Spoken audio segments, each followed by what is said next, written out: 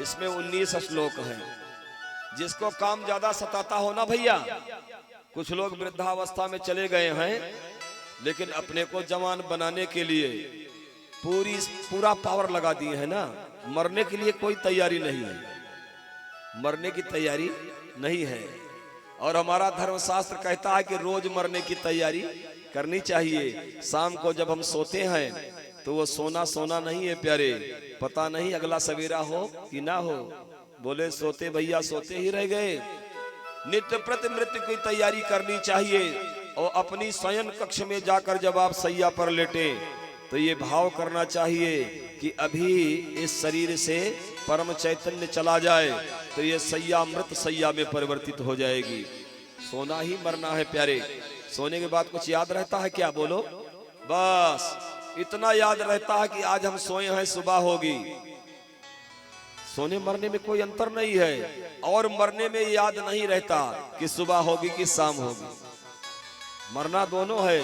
इसीलिए संत लोग कहते हैं, उमा कहूं मैं अनुभव अपना, अरे सत हरि भजन जगत सब सपना।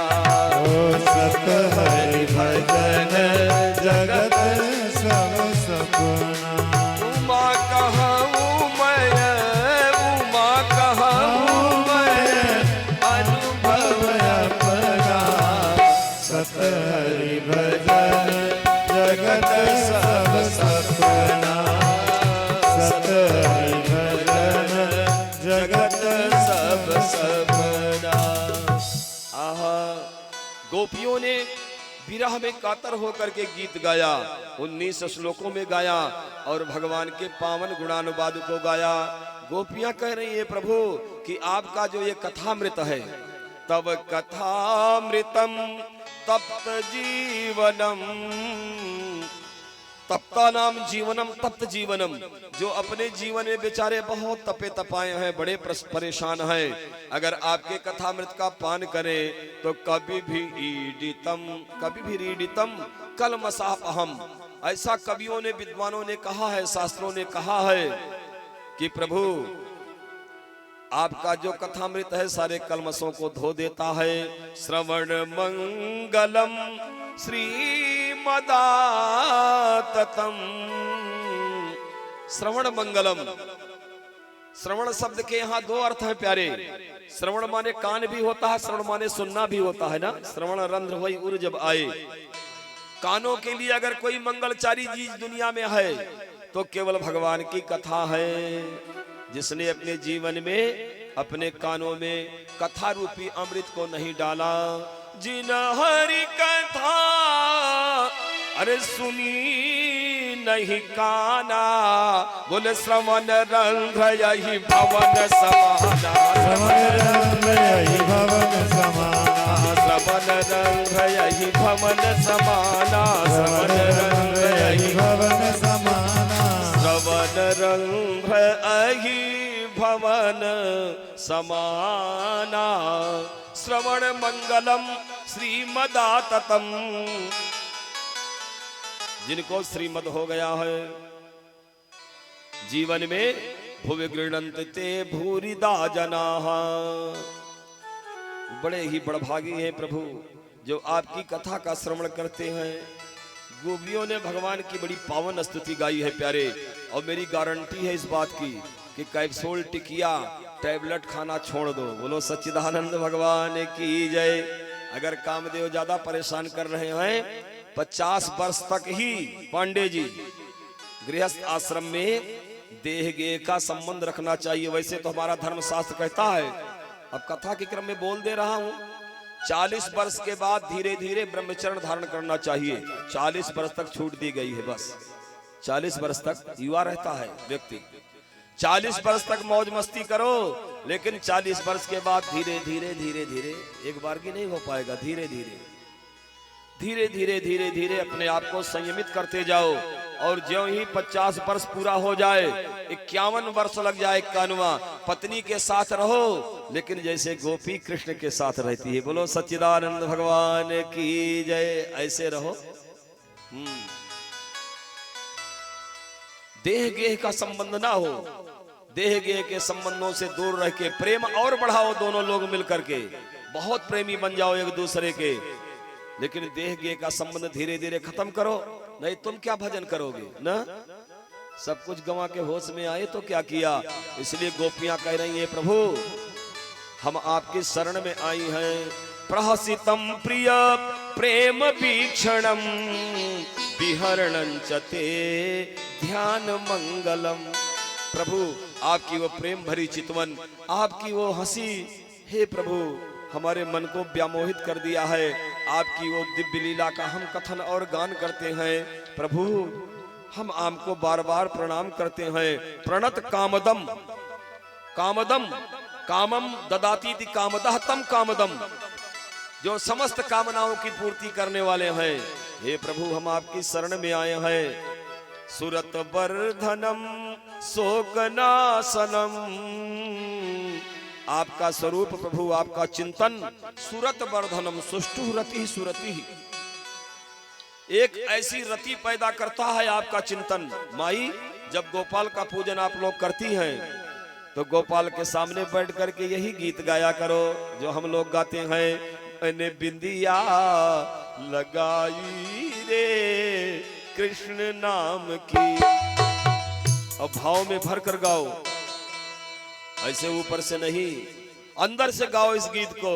मैंने बिंदिया लगाई रे कृष्ण नाम की, मैंने बिंदिया लगाई रे कृष्ण नाम की, मैंने बिंदिया लगाई रे कृष्ण नाम की, मैं बिंदिया लगाई रे कृष्ण नाम की। मेरा जीवन है कृष्ण, मेरा भगवन है कृष्ण, मेरा जीवन है कृष्ण, मेरा भगवान है कृष्ण, मेरा जीवन है कृष्ण, मेरा प्रियतम है कृष्ण, मेरा जीवन है कृष्ण, मेरा प्रियतम है कृष्ण। मैंने मंगिया भराई रे कृष्ण नाम की, मैंने मंगिया भराई रे कृष्ण नाम की। कृष्ण नाम की लाला तेरे नाम की, कृष्ण नाम की लाला तेरे नाम की, कृष्ण नाम की लाला तेरे नाम की, कृष्ण नाम की लाला तेरे नाम की। मैंने मेहंदी रचाई रे कृष्ण नाम की, मैंने मेहंदी रचाई रे कृष्ण नाम की। और उस कृष्ण में अपने परम प्रियतम को देखो, अपने पति को देखो, पति में भगवान का दर्शन करो। मेरी माताओं, गोपियां भगवान में अपने पति को देख रही हैं, और आप लोग अपने पति में ही जगत पति को देखो कि मेरा यही पति मेरा भगवान है। इसके नाम की मेरी बिंदिया है, इसी के नाम की मेरी चूड़ियां हैं, इसी के नाम की हमारे सब आभूषण हैं। जब ये भाव बन जाएगा तो सच्ची मानो मेरी माताओं, इसी पति में जगत पति का प्राकट्य हो जाएगा, कहीं नहीं जाना पड़ेगा। बोलो कृष्ण कन्हैया लाल की जय। अपने भाव को पवित्र बनाओ। प्रणत कामदम पद्मजार्चितम धरणि मंडनम ध्येयमापदी। टाइम तो कम है, अन्यथा गोपी गीत के एक एक श्लोक से एक एक संतों के भाव है। ये 18 संतों का संवाद है पांडे जी, बहुत विचित्र है, लेकिन इसको कौन सुनता है? सब वही हुल्लड़बाजी। एक एक संत का नाम दिया हुआ है। गर्ग संहिता में, ब्रह्म वैवर्त पुराण में जयति तेधिकम जन्मना ब्रजहा। कौन सा संत बोल रहा है जो गोपी भाव में आया है? जो ऋषि रूपा संत है। सुतीक्ष्ण मुनि ऋषि भाव में थे, भगवान को देख करके उनकी समाधि लग गई, और कालांतर में भगवान ने उनको वरदान दिया कि तुम गोपी भाव में ब्रजमंडल में आओगे, फिर मैं रास विहार करूंगा। सुतीक्ष्ण मुनि बोले थे पहला श्लोक, सुतीक्ष्ण मुनि जयति तेधिकम। प्रभु ब्रजमंडल की महिमा तो आपके पहले भी थी, जब नहीं थे आप। मैंने कई बार देखा है, सुतीक्ष्ण मुनि कह रहे हैं मैंने कई बार ब्रजमंडल को देखा है। लेकिन जब आपका आगमन हो गया, जयति तेधिकम जन्मना ब्रजहा, जन्मना माने आपके जन्म लेने से, यहाँ आने से ये ब्रज ब्रज हो गया ना। हाँ, इसकी बड़ी महिमा बढ़ गई। ऐसे सब मुनि है, 18 मुनियों का ये संवाद है ऋषियों का, और बाद में फिर इसकी फलश्रुति बताई गई है। इस प्रकार से गोपी गीत का पाठ करने से जीवन से कौन सा काम चला जाता है? जो काम आपको संसार में डुबो करके मारना चाहता है। गोपी गीत का पाठ यदि पुरुष स्त्री दोनों लोग करें, भागवत का पाठ का अधिकार है, चाहे पुरुष करे चाहे स्त्री करे, पाठ कर सकते हो। व्यासपीठ पर बैठने का अधिकार तो स्त्री को नहीं है, लेकिन भागवत जी का पाठ अपने घर में आप रोज करो। अगर आप पढ़ी लिखी हैं, संस्कृत इसीलिए कहा जाता है पढ़ो। क्यों? क्योंकि हमारे जितने स्तोत्र हैं सब संस्कृत में हैं, और देवताओं को हिंदी नहीं पसंद आती। हिंदी तो भाव जगत की चीज है।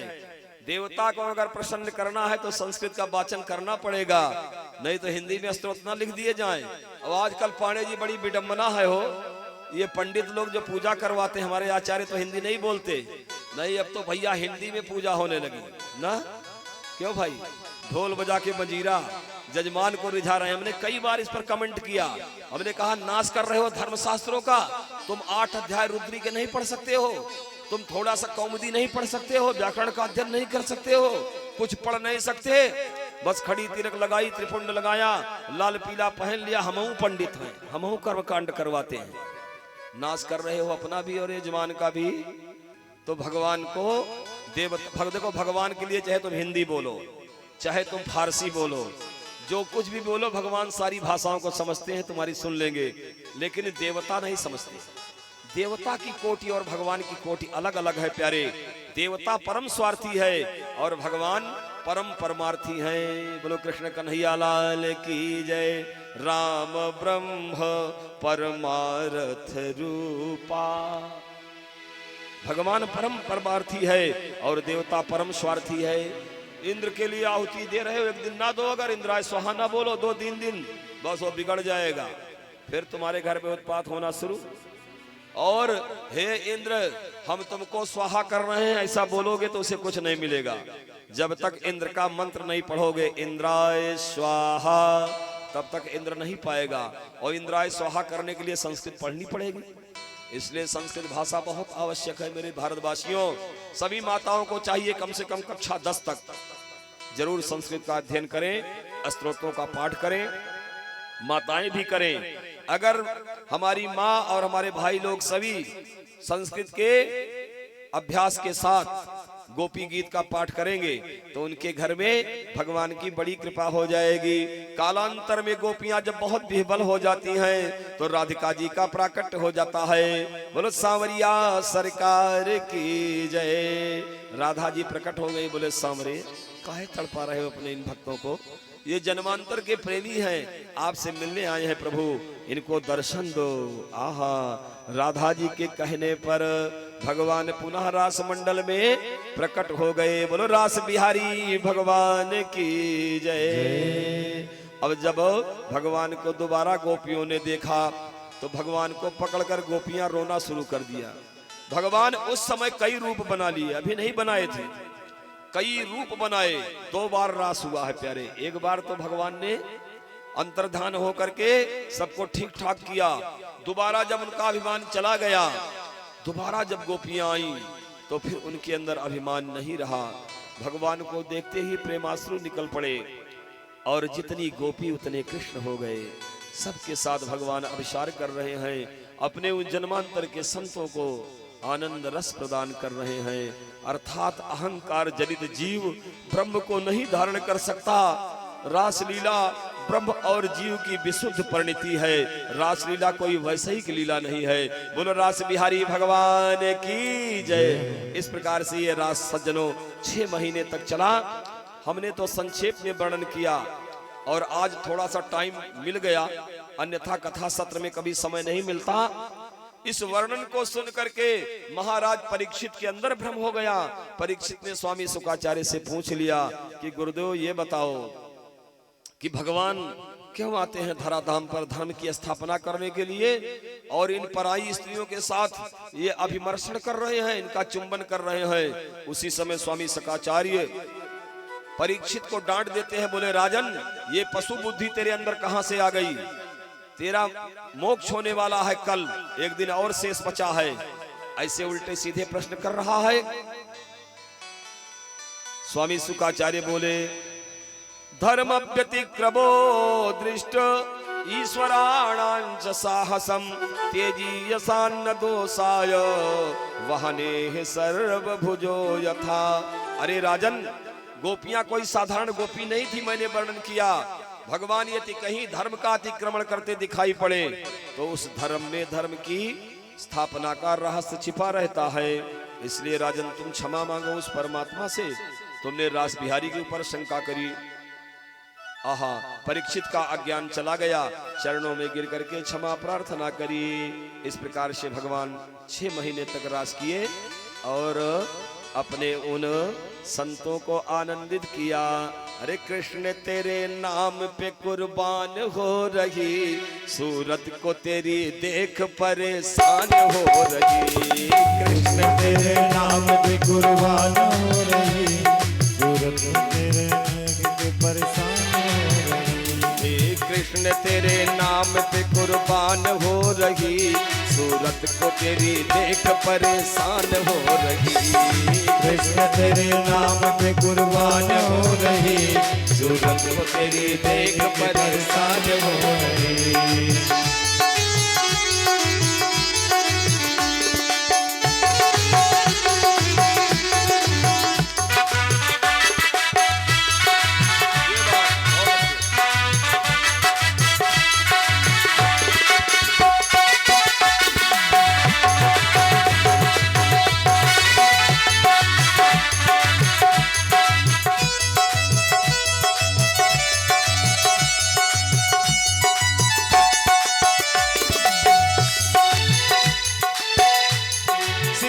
मुकुट मोर ये कानों पे है कुंडल, सिर है मोर मुकुट कानों में है कुंडल।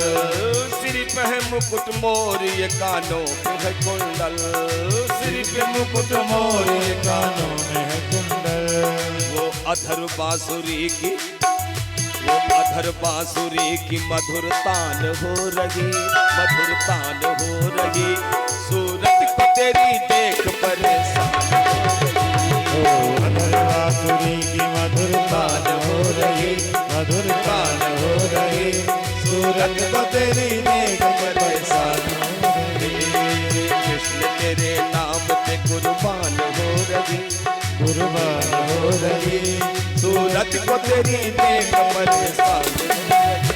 सूरत को तेरी देख परेशान हो रही।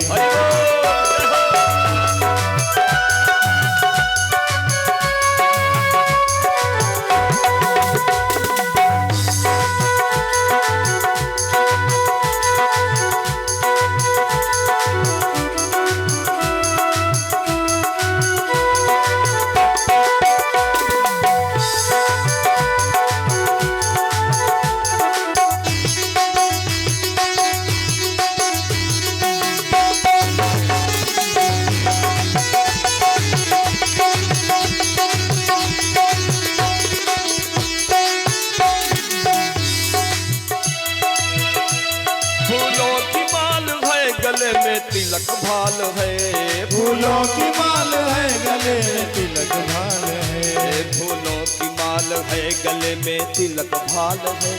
फूलों की माल है गले में तिलक भाल है। मुख चंद्र मंद हास पे बेजान हो रही, मुख चंद्र मंद हास पे बेजान हो रही।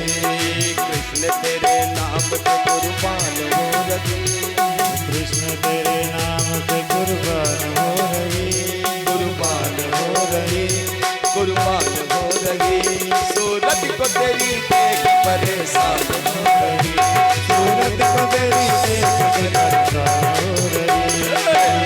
तेरे नाम पे कुर्बान हो रही, कुर्बान हो रही, कुर्बान हो रही। सूरत को तेरे देख परेशान हो रही, सूरत को तेरे देख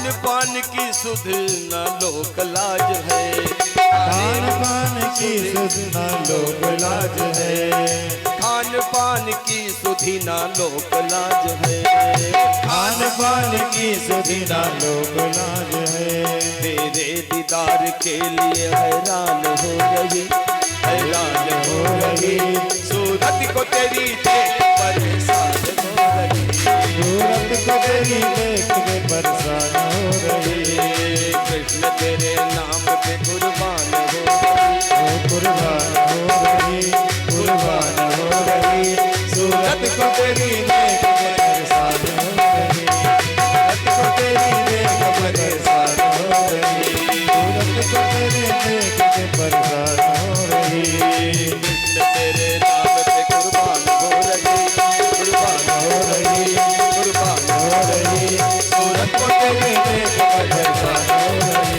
सूरत को तेरी देख के परेशान हो रही, सूरत को तेरी देख के परेशान हो रही, सूरत को तेरी देख के परेशान हो रही।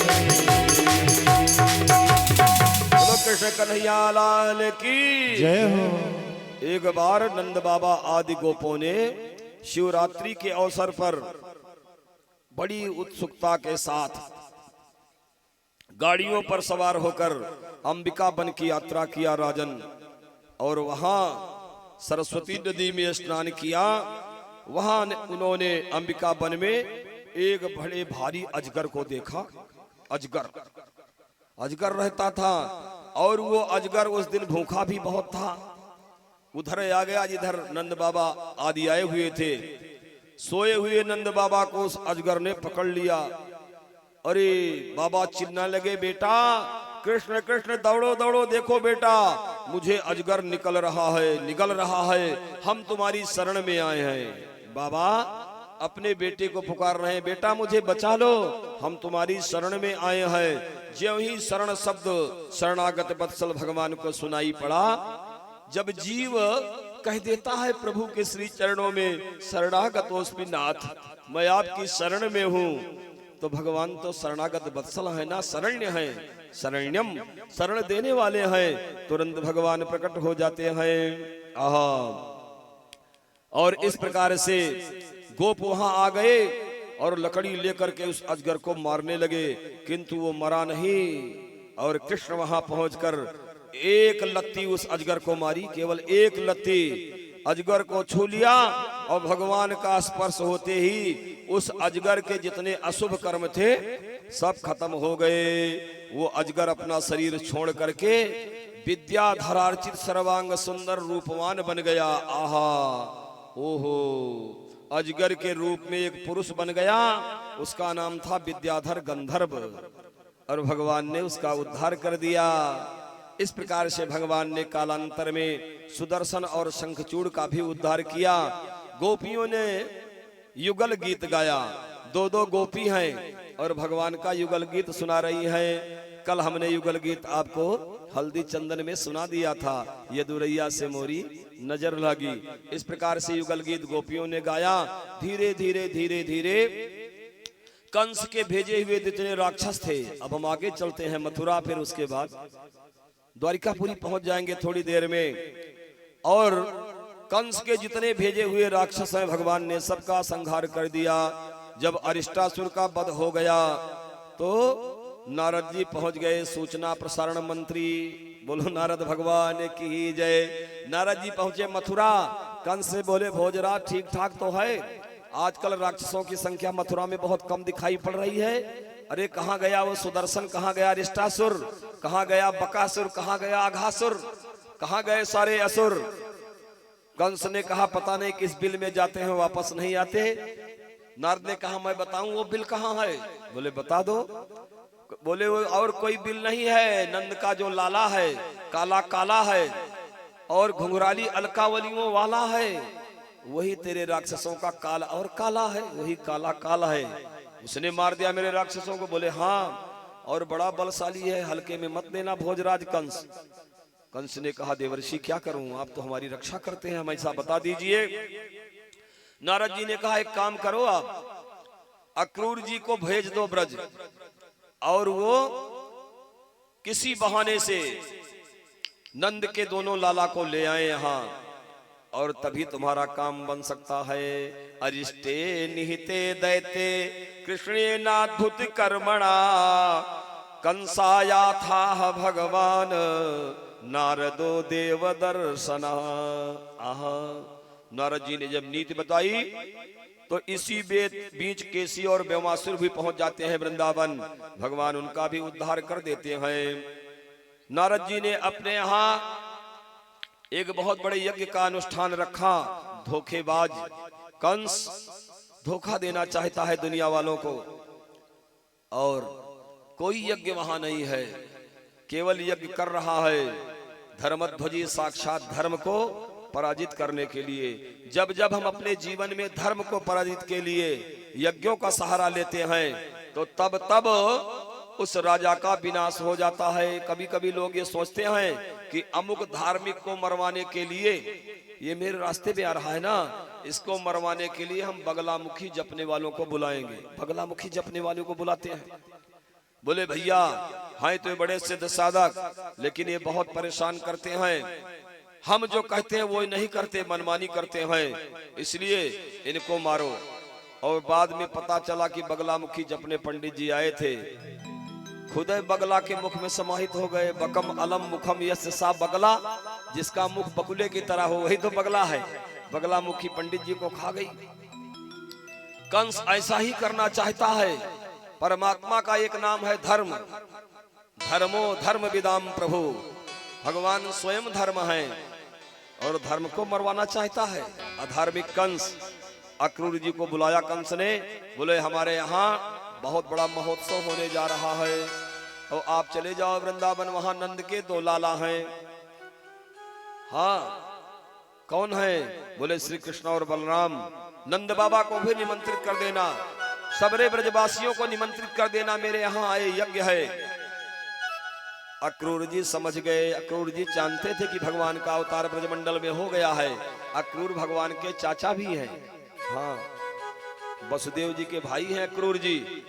अक्रूर जी समझ रहे हैं कि ये तो मेरे कन्हैया को बुलाकर मरवाना चाहता है। अक्रूरोऽपि च तां रात्रिं मधुपुर्यां महामतिः उषित्वा रथमास्थाय प्रययो नंद गोकुलम। अक्रूर जी ने कहा मेरा जीवन धन्य हो जाएगा, आज इन्हीं नेत्रों से मैं अपने परम प्रियतम भगवान का दर्शन करूंगा। रथ चल देता है अक्रूर जी को, अक्रूर जी का रथ चल देता है। देखो, यदि कंस श्री कृष्ण को लाने के लिए किसी क्रूर को भेजता तो भगवान ना आते। बोलो राधे राधे। इससे पहले तो भगवान तमाम क्रूरों को चूर कर दिए थे। क्रूर को भगवान कर दिए थे चूर। जब अक्रूर कोई जाएगा तभी परमात्मा को ला सकता है, क्रूर और दुष्ट नहीं ला सकता। इसलिए अक्रूर जी जा रहे हैं। आहा, तो चित्त का कड़ापन, पांडे जी, चित्त का कड़ापन भगवान को नहीं प्राप्त कर सकता। अपने चित्त में मृदुलता लानी चाहिए। हाँ, मुलायमियत। चित्त में कड़ापन रहेगा तो ये चित्त चोर कभी प्रसन्न नहीं होगा।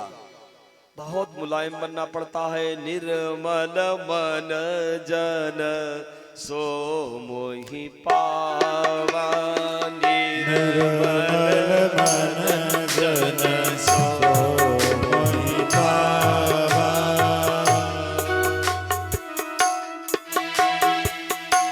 निर्मल मन जन सो मोहि पावा, मोहि कपट छल छेद न भावा, मोहि कपट छल छेद न भावा।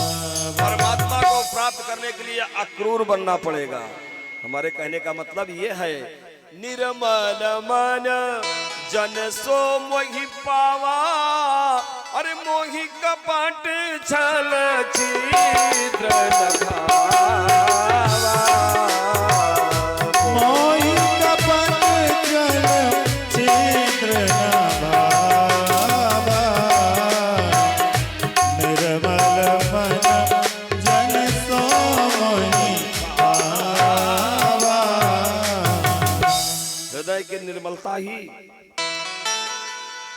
आनंद की प्राप्ति है। कचरा भर कर जाओगे तो परमात्मा नहीं मिलेगा। निर्मल हृदय हो गया है अक्रूर जी का, और अक्रूर जी रथ पर सवार होकर चल देते हैं वृंदावन की ओर। ध्यान समाधि लग जाती है, रास ढीली पड़ जाती है, घोड़ों की घोड़े रुक जाते हैं। बताओ, वृंदावन से मथुरा मात्र 10 किलोमीटर है, और उस समय जबकि लोग 25 हाथ, 30 हाथ, 40 हाथ के लंबे होते थे। उस समय कृष्ण के समय में महाभारत हुआ था, 50-50 हाथ लंबे। आज से 6000 वर्ष पहले लोगों की लंबाई 21 हाथ, 25 हाथ, 30 हाथ, कहीं कहीं 50 हाथ हुआ करती थी। कितनी देर लगता? 2 मिनट। एक पैर यहाँ रखते, एक वहां, बस। अरे राम जी जब चले थे अयोध्या से, कितनी लंबाई राम जी की रही होगी। वो चाहते थे एक दिन में लंका पैदल पहुंच जाते, लेकिन रुकते रुकते बड़े आराम से भगवान जाते थे। वो समय था प्यारे। 3.5 हाथ वाले थोड़े थे, होते थे सब अपने हाथ से 3.5 हाथ के उस समय भी, लेकिन बहुत बड़ा हाथ था। एक हाथ लोगों का यहाँ से हो सकता है कि आपके रानीगंज तक पहुंच जाए, इतने बड़े बड़े हाथ वाले होते।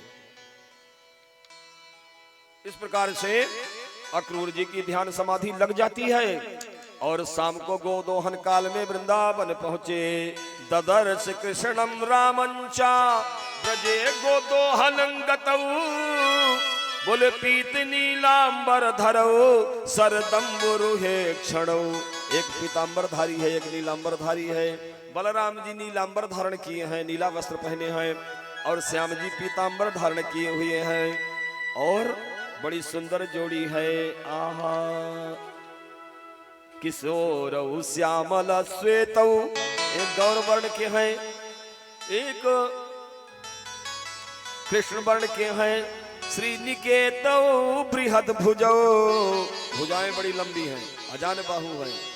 ऐसी बाकी झांकी को देख करके अक्रूर जी की ध्यान समाधि लग गई, और टकटकी लगाकर भगवान की ओर देखने लगे। कन्हैया ने कहा, रे बड़ैया, बड़े भैया, कहाँ भयो, कहाँ भयो? देखो अपना अक्रूर चाचा आ गए आज, और कभी अभी चाचा से मिले नहीं है। कन्हैया की उम्र कितनी हो रही? बोले 12 साल। 6 वर्ष भगवान गोकुल में रहे, गोकुल की लीला 6 वर्ष तक हुई है प्यारे, और 6 वर्ष वृंदावन की लीला है। आज मेरो सांवरो 12 वर्ष को हो गयो। आहा, भगवान वृंदावन से मथुरा जाना चाहते हैं। बड़ी कारुणिक विदाई है प्यारे भगवान की। अक्रूर जी को जब कन्हैया ने देखा, उनके चरणों में गिर गए, बोले अरे मेरे चाचा आ गए, चाचा, और ले जाकर सुंदर पलंग पर बिठाया, चरण धोया, उनके स्वागत में गोदान किया, सुंदर सो 56 प्रकार को व्यंजन पवायो। रात्र में सत्संग शुरू हो गया, बाबा नंद भी बैठ गए। अक्रूर जी ने भगवान के कान में चुपचाप कहा, बोले कन्हैया, हे गुरु गोविंद नारायण, आप तो सब जानते हो क्यों मैं आया हूँ? बोले हाँ चाचा, हमको सब पता है, मुझे लेने आए हो ना? मामा यज्ञ कर रहे हैं, मामा जी ने बुलाया है मुझे। मेरे मामा मुझसे बहुत प्यार करते हैं, इतना प्यार करते हैं कि जितना उनके पास खिलौना था खेलने वाला, मेरे मामा पहले से सब भेज दिए, मैंने खूब खेला। अब मामा की गोद में हम खेलेंगे। बोलो कृष्ण कन्हैया लाल की जय। बोले मेरे बाबा नहीं जाने देंगे। चाचा जी बाबा को पटा लो, बस हम चल देंगे। अक्रूर जी पूरी रात बाबा को पटाते रहे। बोले बाबा निमंत्रण है, आप भी चलो, और कन्हैया भी चलेगा, बलराम भैया भी चलेंगे, सारे गोप और ग्वाल सबरो सब चलेंगे। बाबा ने कहा ना, मैं कन्हैया को बाहर नहीं जाने दूंगा, मैंने बड़े लाड प्यार से अपने लाला को पाला है, कंस बहुत दुष्ट है, वहां नहीं जाने देंगे। भगवान बोले बाबा हम इतने दिन से जंगल में रह रहे हैं, मेरी भी इच्छा हो गई कि एक बार मथुरा चल करके मेला देखेंगे, हमने सुना है बड़ा सुंदर मेला लगता है, बाबा मुझे ले चलो, मेला दिखा दो। कन्हैया ने जैसे तैसे करके अपने बाबा को पटा लिया। लेकिन यशोदा मैया ने जब सुना कि अक्रूर मेरे दोनों बेटों को ले जाएंगे यहाँ से, यशोदा मैया ने कहा ना बेटे नहीं जा सकते, मेरे प्राण चले जाएं, लेकिन मेरे प्राण धन मोहन नहीं जाएंगे, मैं नहीं जाने दूंगी। भगवान बोले ना मैया, मैं जा रहा हूं, परसों वापस आ जाऊंगा। किसी तरह से भगवान ने अपनी मैया को पटाया, लेकिन आज यशोदा मैया को विश्वास नहीं हो रहा है। सवेरा हो गया, जब गोपियों ने सुना कि मेरे सांवरे जा रहे हैं मथुरा, तो सारी गोपियां झुंड की झुंड आ गई। सज्जनों, कन्हैया के 5 नियम हैं। पांडे जी जरा ध्यान से सुनिएगा। 5 नियम हैं। जब तक भगवान 11 वर्ष के नहीं हो जाएंगे गोकुल नहीं छोड़ेंगे। 12वें वर्ष में उन्होंने गोकुल वृंदावन छोड़ा था। जब तक भगवान गोकुल वृंदावन में रहेंगे सिला हुआ वस्त्र नहीं धारण करेंगे, पीतांबर और उत्तरीय ही धारण करेंगे। जब तक भगवान गोकुल और वृंदावन में रहेंगे कभी अपने बाल नहीं कटाएंगे ना। हाँ, जब तक भगवान गोकुल और वृंदावन में रहेंगे तब तक हाथ में कोई शस्त्र नहीं उठाएंगे। और जब तक भगवान गोकुल वृंदावन में रहेंगे गाय का दूध और माखन का सेवन करेंगे और एक मुक्के में सभी राक्षसों को मार डालेंगे। गाय के गब्यों का सेवन करके परमात्मा कृष्ण ने यह सिद्ध कर दिया कि गाय के गब में इतना पावर है कि रामावतार में जिन दुर्दांत दैत्यों को मारने के लिए मैंने दिव्य शस्त्रास्त्रों का प्रयोग किया था, आज उन्हीं दैत्यों को मारने के लिए हम गाय का दूध पी करके और एक मुक्के में सबका काम तमाम कर दिए। गाय में वो पावर है प्यारे, गाय के दूध में। हाँ, कन्हैया इस बात को सिद्ध कर दिए कृष्णावतार लेकर के। आहा, इसलिए भगवान ब्रज में निवास कर रहे हैं। व्यापनाथ ब्रज उच्चते। श्री राम एक रत्न है तो श्री कृष्ण जी एक हीरा है। अनेक आयाम होते हैं हीरे में, उसी प्रकार भगवान श्री कृष्ण भी बहुआयामी हैं। गोपियों से भगवान बोले, अरे मेरी सखियों चिंता मत करो, मैं परसों आ जाऊंगा। इतने में राधा जी आ गई। आहा, कृष्ण के नयन किसी को ढूंढ रहे हैं। इधर उधर देख लिया, राधा जी नहीं थी। गोपियों से भगवान पूछने लगे, मेरी किशोरी कहाँ गई राधे? एक सखी ने कहा, वो दूर खड़ी है, आपके पास नहीं आ रही है। कृष्ण वहां गए, राधा के आंखों में गंगा यमुना की धारा बह रही है। आहा, बोले कन्हैया तुम आज चले जाओगे? अरे हे राधे, तू तो सब कुछ जानती है ना।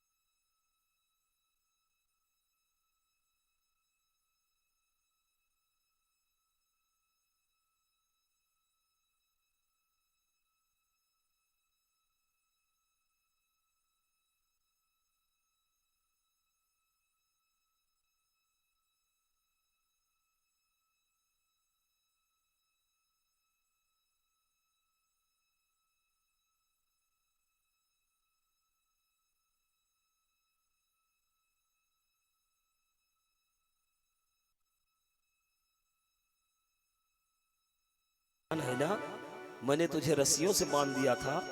हाँ मैया ध्यान है। तो क्या हो गया, रस्सियों से बांध दिया था तो आज भगवान 11 वर्ष 52 दिन के हो चुके हैं। सज्जनों, ये भी एक खोज है। भगवान ने जब वृंदावन छोड़ा था 11 वर्ष 52 दिन के थे। 11 वर्ष 52 दिन को कन्हैया हो गए। मैया ने कहा, लाला मुझे क्षमा करेगा कि नहीं? मुझे लगता है मेरे लाल तू वापस नहीं आएगा। ना मैया, ऐसा क्यों बोल रही है? नहीं लाल, मैंने तुझे परेशान किया था, मुझे क्षमा कर दे। इतने में भगवान ने देखा कि गोकुल और वृंदावन के जितने बंदर हैं सब रो रहे हैं।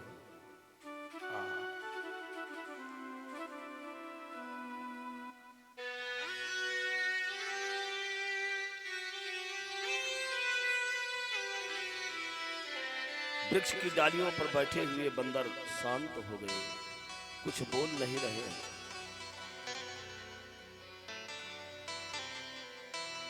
रथ गांव के बाहर खड़ा है। मां बहुत व्याकुल है। भगवान नीचे उतर आए थोड़ी देर के लिए। बोले, मैया तू वात्सल्य मूर्ति है। मां को समझाया, मां अब मैं जाऊं? हाथ पकड़ लिया यशोदा ने। बोले, लाल वापस नहीं आएगा ना? बोल। भगवान ने कहा, नहीं मां, आऊंगा। तुझ जैसी मां मुझे किसी अवतार में नहीं मिली। आहा।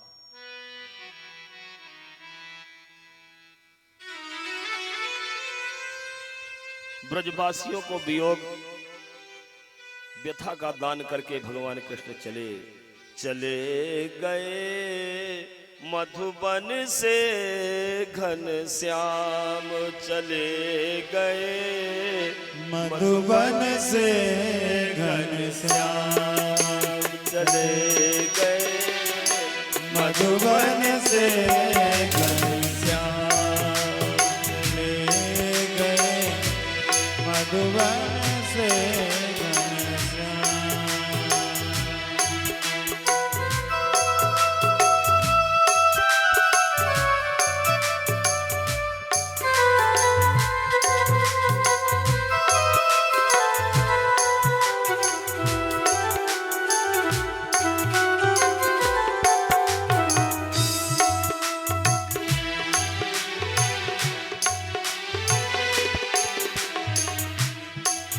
मातु यशोदा रुदन कर तू है मातु यशोदा रुदन करत है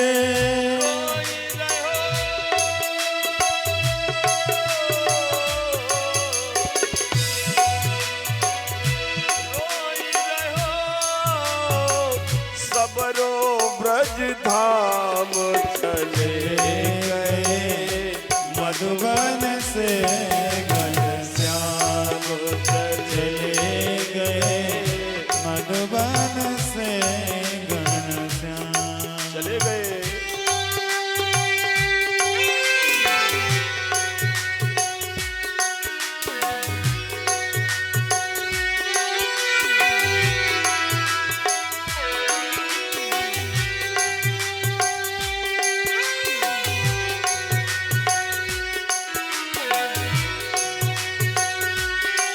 पिंजरे से बोलिए मैना पिंजरे से बोलिए मैना कृष्ण बिना पड़ती नहीं चैना कृष्ण बिना पड़ती नहीं चैना गम की छाई कारी बदरिया गम की छाई कारी बदरिया हो गए सारे साधन बाम चले गए मधुबन से घन श्याम चले गए मधुबन से घन श्याम।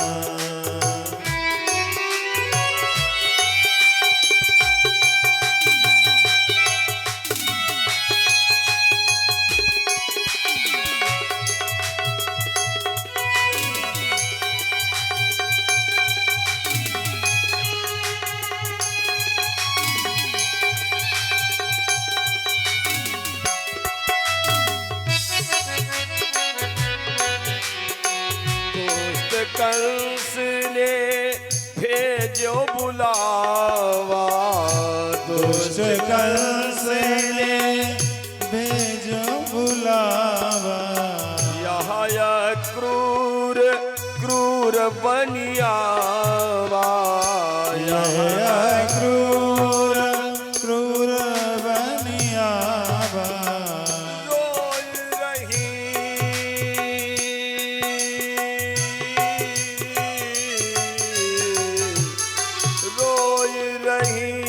ब्रजनारी ललाम चले गए मधुबन से घन श्याम चले गए मधुबन से घन श्याम चले गए।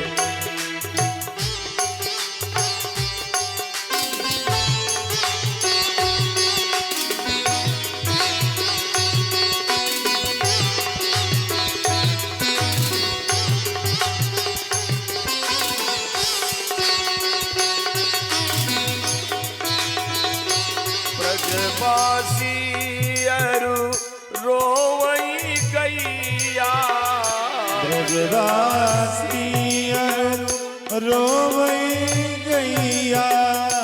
बिलपति गोपी ग्वाले मैया, बिलपत गोपी ग्वाले मैया। कब आई हो,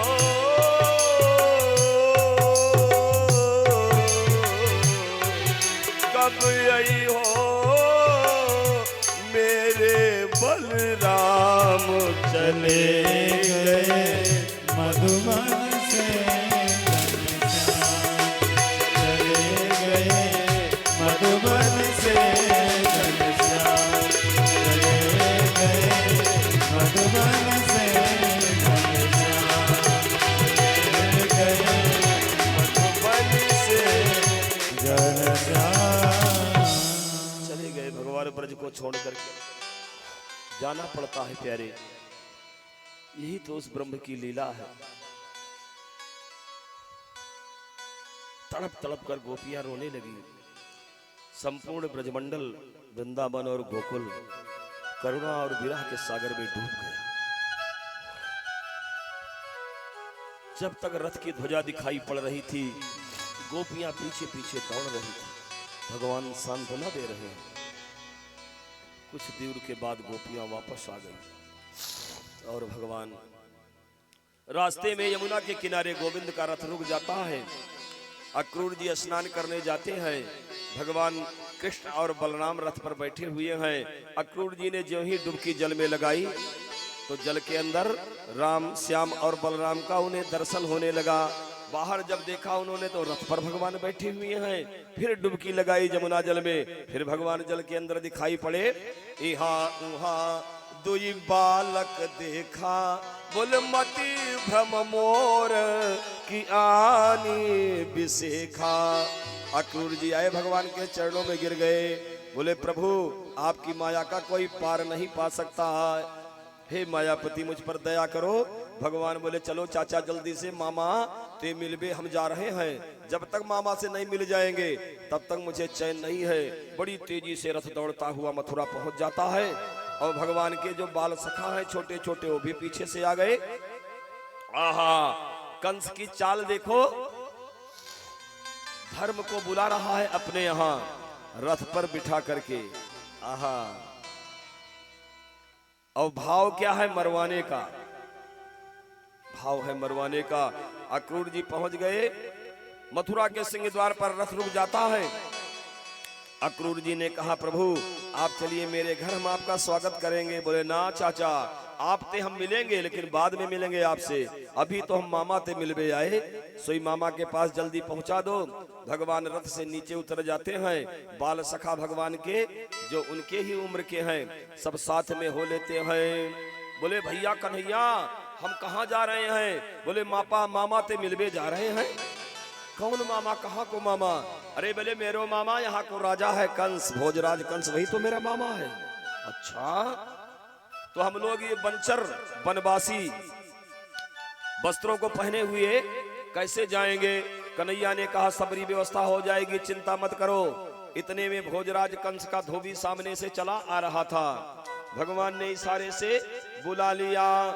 रजकम कंचिदायांतम रंगकारम गदाग्रजः दृष्ट्वा याचत वासांसि धौत्यान्युत्तमानि च।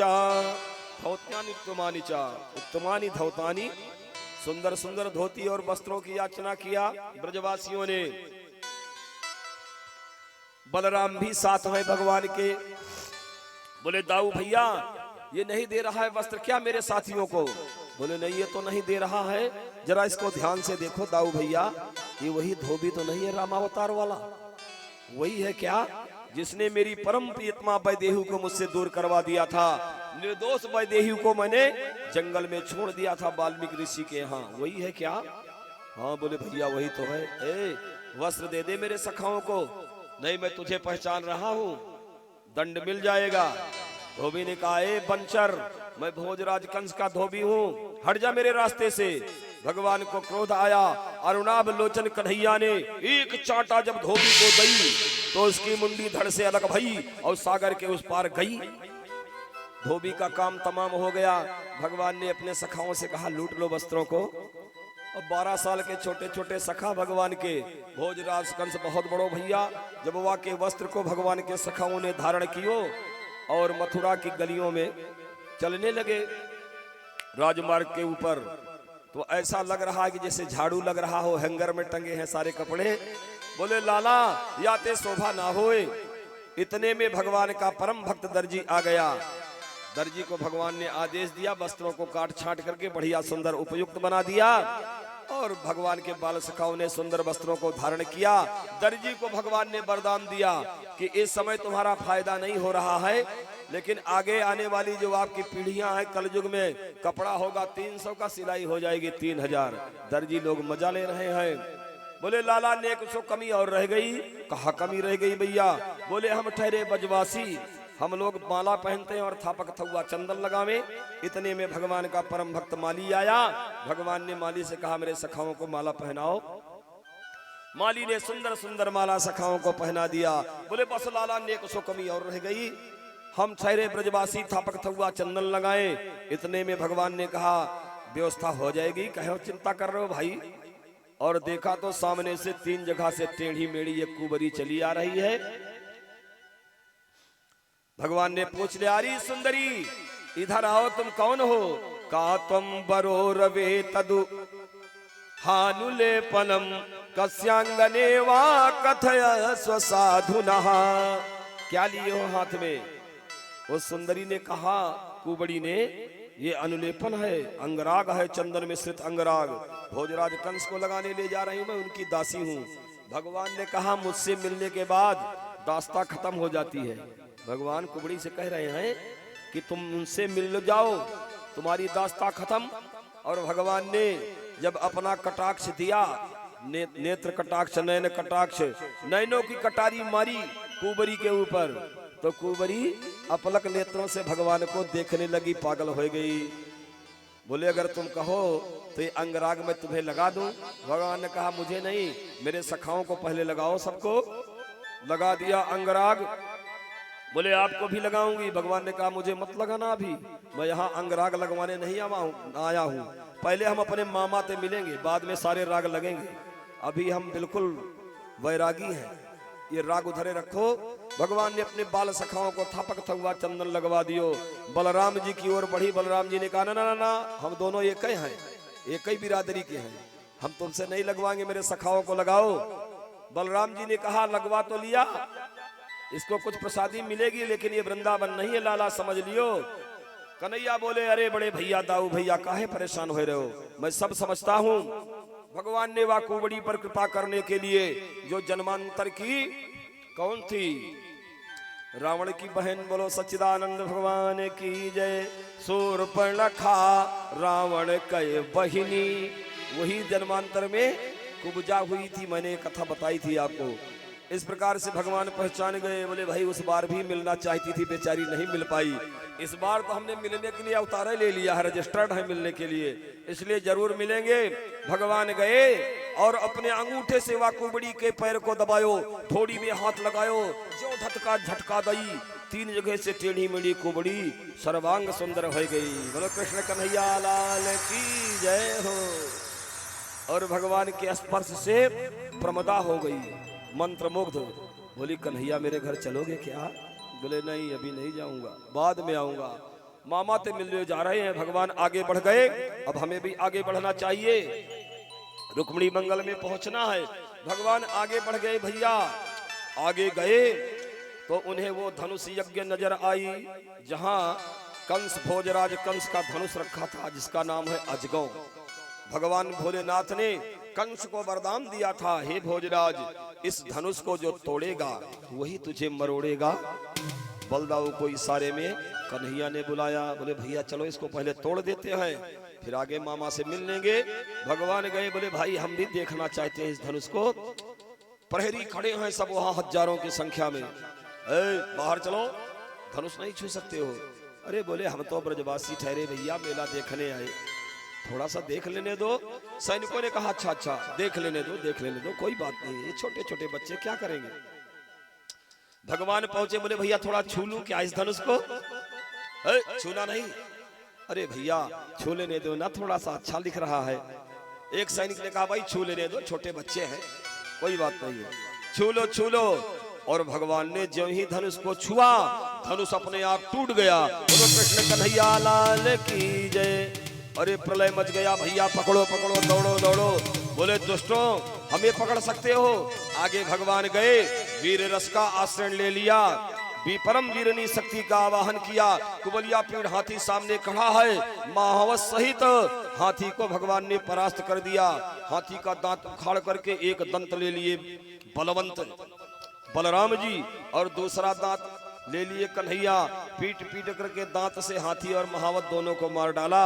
आगे गए, बहुत बड़ा अखाड़ा लगा था, मल्ल युद्ध। आहा, सल तोसल मूसल और बड़े बड़े पहलवान वहां सब घूम रहे थे ताल ठोक करके। भगवान अखाड़े में कूद पड़े, बोले बलराम भैया देर मत लगाओ और इनकी खबर ले लो। आहा, इस प्रकार से भगवान उस अखाड़े में कूद गए। और अखाड़े में प्रवेश करने के बाद भगवान एक पहलवान से बलराम जी, चाड़ूर से बलराम जी, मुष्टिक से श्याम जी भिड़ गए और खेल खेल में सबका काम तमाम कर दिया। बोलो कृष्ण कन्हैया लाल की जय। भगवान अपने स्थान पर उछले, नंद बाबा अखाड़े में देख रहे हैं कि मेरा कन्हैया पहलवानों को कैसे मार रहा है। उछल करके भगवान पहुंच गए। बहुत ऊंचा मंच बना हुआ था, सबसे ऊंचा मंच।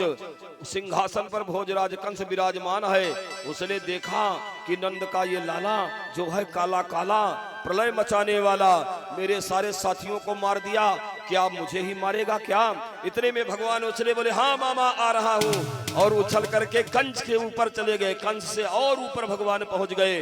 त्रिलोकी का सारा भार दे दिया कंस के ऊपर, एक मुक्का भी नहीं मारे भगवान। धड़ाम से नीचे गिरा, दुर्दांत कंस का अंत हो गया। बोलो कंसोद्धार करैया भगवान की। देवता लोग गगनांचल से पारिजात सुमनों का वर्षण करने लगे। आहा, ज्यों ही भगवान ने कंस को मार दिया, कंस के जितने साथी राजा थे बोले दौड़ो दौड़ो पकड़ो। बलराम जी ने अपना हल और मूसल संभाला और जितने कंस के सहयोगी राजा हैं सबको मार डाला। खेल खत्म। हाँ, नंद बाबा आए, बोले लाला इधर आ, छोटो सो तो इतना बड़ा भोजराज कंस तूने कैसे मार दिया? अरे भगवान बोले बाबा सच्ची बताओ, जिस समय हम अखाड़े में घुसे थे आप हनुमान जी को याद कर रहे थे ना? बोले हाँ लाला याद तो कर रहा था कि हनुमान जी मेरे लाला को बचाना। सोई बाबा हमें कुछ ना किया, हनुमान जी हमारे अंदर घुस गए, पहलवानों को भी मार डाला और उछल करके कंस को भी मार दिया। बाबा हमने कुछ नहीं किया। बोले हाँ बेटा तू सही कह रहा है, चलो मेला देखते हैं। बाबा लेकर चल दिए।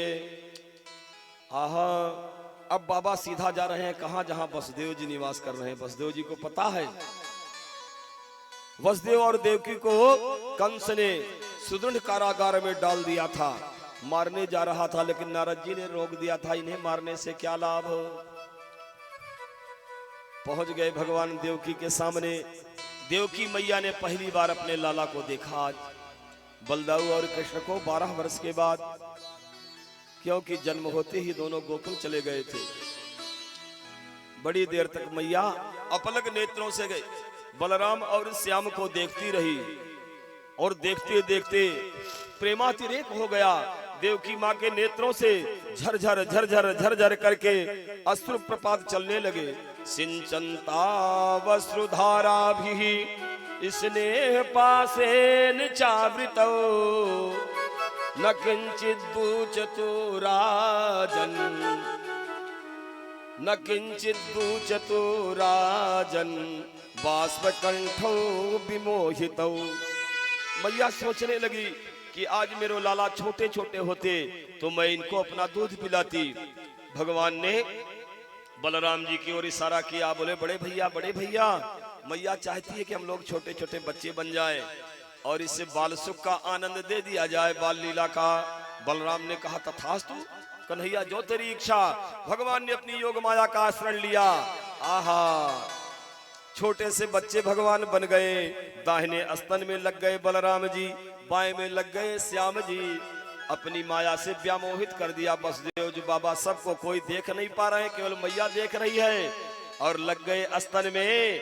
आहा, माता के स्तनों में दूध का प्रवाह अपने आप हो गया। श्री हरि की सुनी सुंदर वाणी, देवकी कृष्ण को गोद उठायो, लाई हृदय चिपकाई के चुमत, मेरो लला कहाँ देर लगायो, लाई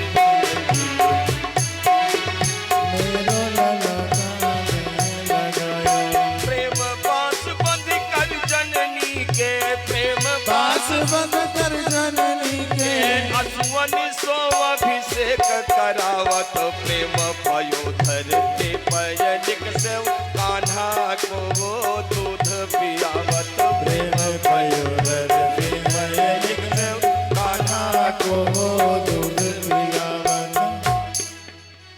कर तुम अन्यथा कर तुम सक्षम जगदीश्वर है। बस 2 मिनट में भगवान ने बाल सुख प्रदान कर दिया अपनी मैया को। मैया गदगद हो गई। भगवान पुनः 12 वर्ष के बन जाते हैं। कालांतर में सज्जनों, वसुदेव और देवकी को भगवान हथकड़ी बेड़ी से मुक्त करते हैं और भगवान का गोकुल में प्रवेश होता है। सांदीपनी गुरु के यहाँ उज्जैन में भगवान जाते हैं। 64 दिनों में 64 कला की विद्याओं का अध्ययन करते हैं। गुरु दक्षिणा के रूप में मरे हुए गुरुपुत्र को जीवित लाकर दे देते हैं। और इसी बीच उद्धव जी की ब्रज यात्रा हो रही है। उद्धव जी बृहस्पति के शिष्य हैं। उद्धव जी ने एक दिन कन्हैया को देखा कि कन्हैया बहुत दुर्बल हो गए, शरीर का रंग पीला हो रहा है। बोले लाला तुमको का हो गए हो? कन्हैया ने कहा गोपियों की बड़ी याद आती है। बड़े मुश्किल से कन्हैया ने अपने बाबा को विदा कियो। बाबा तो चले गए वृंदावन, लेकिन बोले लाला कभी तेरी मैया मिले तो मैया को ये भेद मत बताना कि हम वसुदेव के लाला हैं दोनों, नहीं तेरी मैया रो रो कर मर जाएगी। बड़े मुश्किल से बाबा की विदाई हुई। उद्धव जी को भगवान ब्रज भेज रहे हैं। बोले जाकर मेरी गोपियों को समझा दो। उद्धव जी जाते हैं ब्रज में और गोपियों के साथ उनका सत्संग होता है। 6 महीने सत्संग चला। गोपियों ने इतने प्रमाण दे दिए, इतने प्रमाण दे दिए कि उद्धव का जो ब्रह्म ज्ञान था वो फीका पड़ गया। और उद्धव जी उन गोपियों के चरण रज को लेकर के अपने मस्तक से लगाने लगे। अहो यूयमस्म पूर्णार्था भवत्यो लोक पूजिता वासुदेवे भगवती यासामित्यर्पितम मनः। अरी अरी गोपियां तुम सब धन्य हो, तुम्हारा मनमानस गोविंद के लिए समर्पित है। उद्धव जी वापस आते हैं। गोपी और उद्धव संवाद तो बहुत बड़ा है प्यारे। भ्रमर गीत के माध्यम से ये संवाद हुआ है।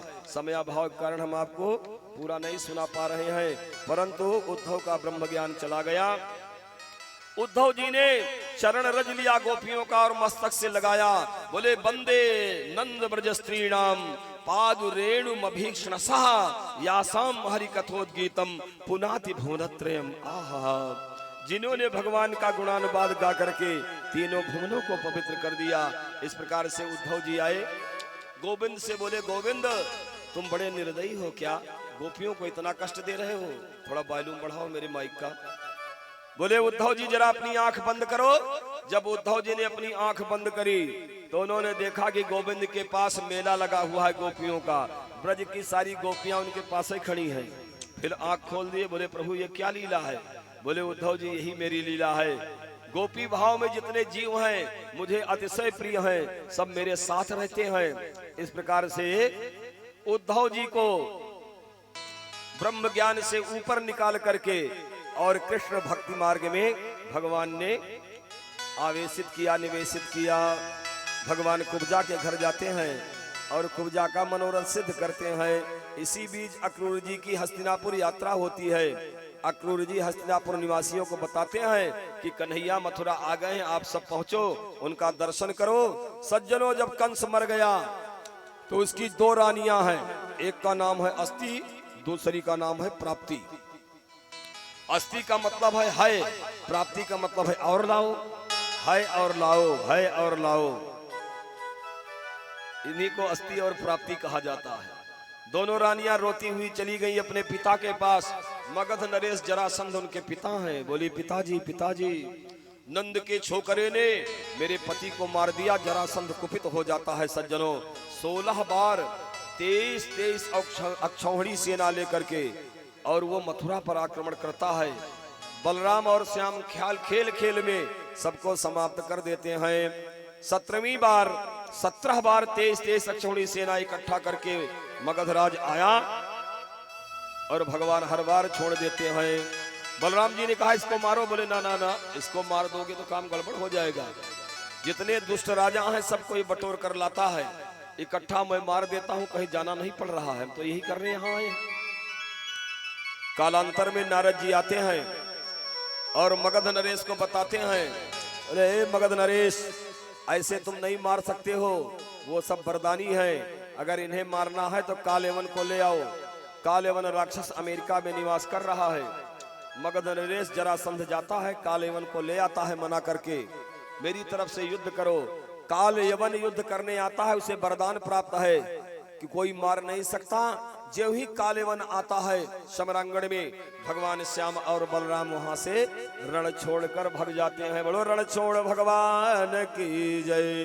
कालेवन पीछा करता है, भगवान प्रवर्षण गिरी में पहुंच जाते हैं सागर के किनारे, और उस गिरी के एक कंदरा में, एक गुहा में महाराज मुचकुंद शयन कर रहे हैं। वो सदयुग के राजा हैं, देवासुर संग्राम में थक गए थे लड़ते लड़ते, देवताओं को विजय श्री दिलाया था। देवताओं ने वरदान दिया, जाओ राजन तुम विश्राम करो, तुम्हें जो जगाएगा वो भस्म हो जाएगा। भगवान गए, अपना पीतांबर मुचकुंद के ऊपर डाल दिया, छिप गए किनारे गुहा में, गुफा में, और कालेवन आता है, पीतांबर खींचता है कृष्ण समझकर, एक लात मारता है, अरे दुष्ट ग्वालिया, ग्वालिया का लड़का तू क्या लड़ेगा मुझसे, उठ। महाराज मुचकुंद जग जाते हैं, उनके नेत्रों से ज्योति निकलती है, चर चर चर चर चर चर चर चर चर चर, कालेवन भस्म हो जाता है।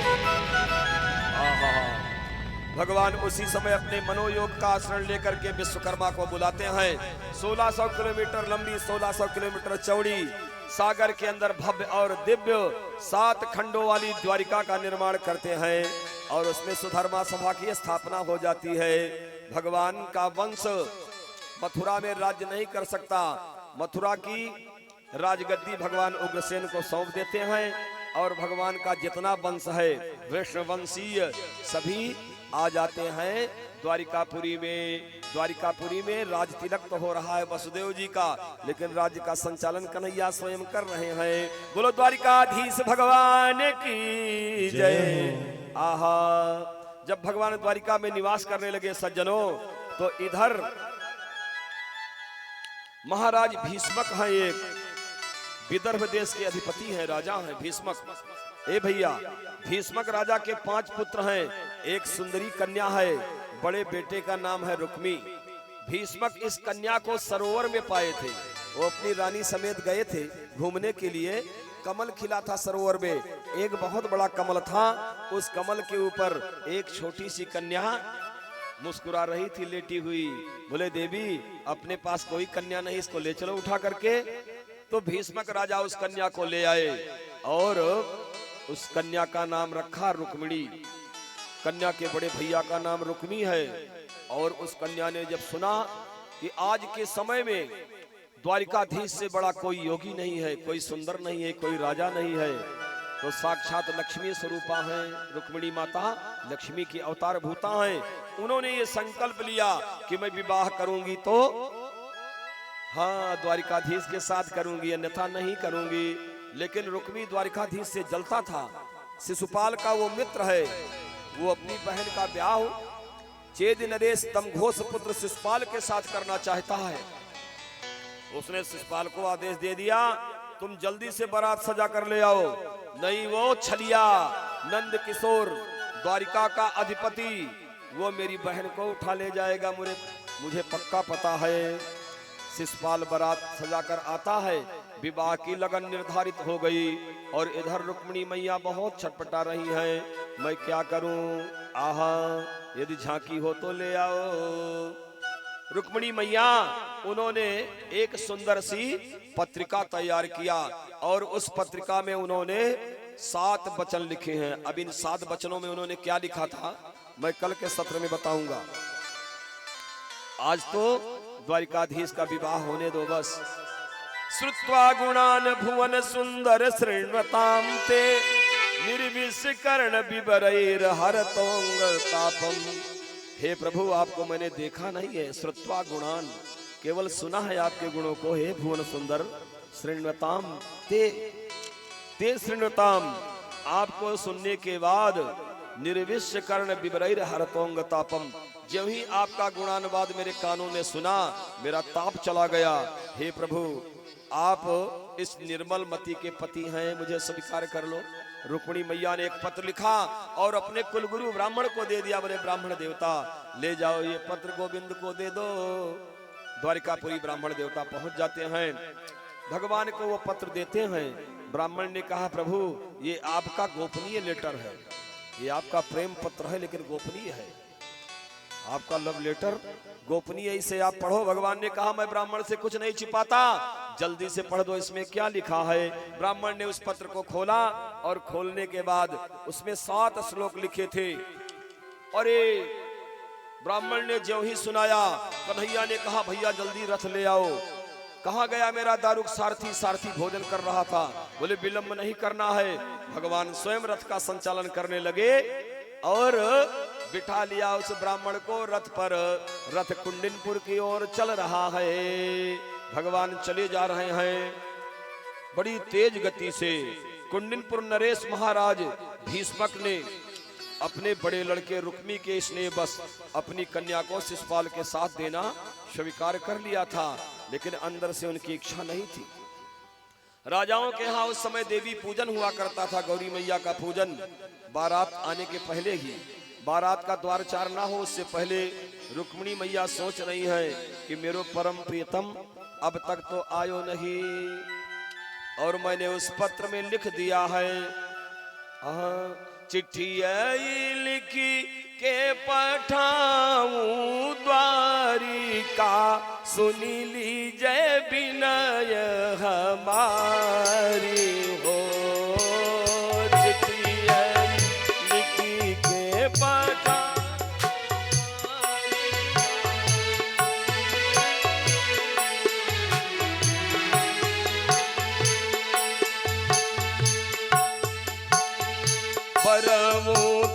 बरऊं तुम एक स्वामी, न तरहूं बारी कुंवारी हो। बरऊं तुम एक स्वामी, न तरह जाऊं कुंवारी। रुक्मिणी मैया ने लेटर में लिखा, अगर प्रभु आप नहीं आओगे तो मैं जहर खाकर मर जाऊंगी, लेकिन शिशुपाल के साथ नहीं जाऊंगी। भगवान आ रहे हैं और इधर रुक्मिणी मैया गिरजा पूजन के लिए आ रही हैं। कहाँ आ रही है? झांकी आ रही है।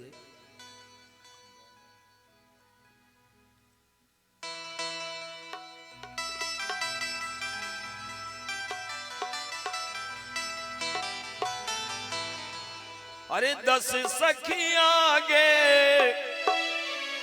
10 सखी पाछे, भरी भरी फूल डेलरियन माँ रुक्मिणी जाती चली, फूल बगियन माँ रुक्मिणी जाती चली, फूल बगियन माँ रुक्मिणी जाती चली, फूल बगियन माँ रुक्मिणी जाती।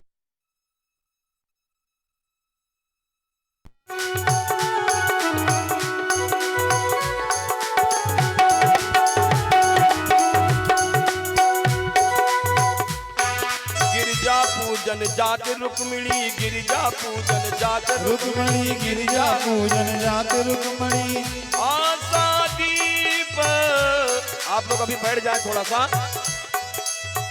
आशा दीप नजरियन माँ रुक्मिणी जाती चली, फूल बगियन माँ रुक्मिणी जाती चली, फूल बगियन माँ रुक्मिणी जाती चली।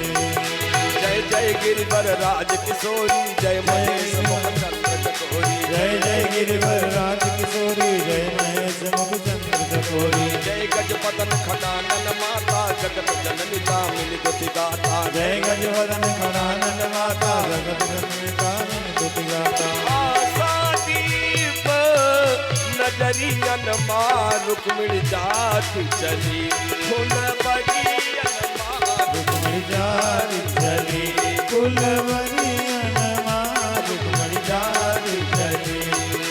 जय हो, बोलो रुक्मी रमण भगवान की जय हो। इधर वाले थोड़ा उधर हो जाए, पीछे वालों को भी देखने दो माई।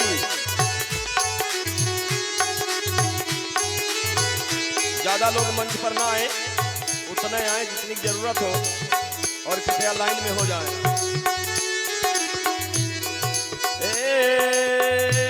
दस सखी आगे दस सखी पाछे, दस सखी आगे दस सखी पाछे, भरी भरी फूल डलरियन मार जाति चली, फूल बगियन मार रुक्मिणी जाति चली, कुलवरियन माँ रुक्मिणी जाति चली।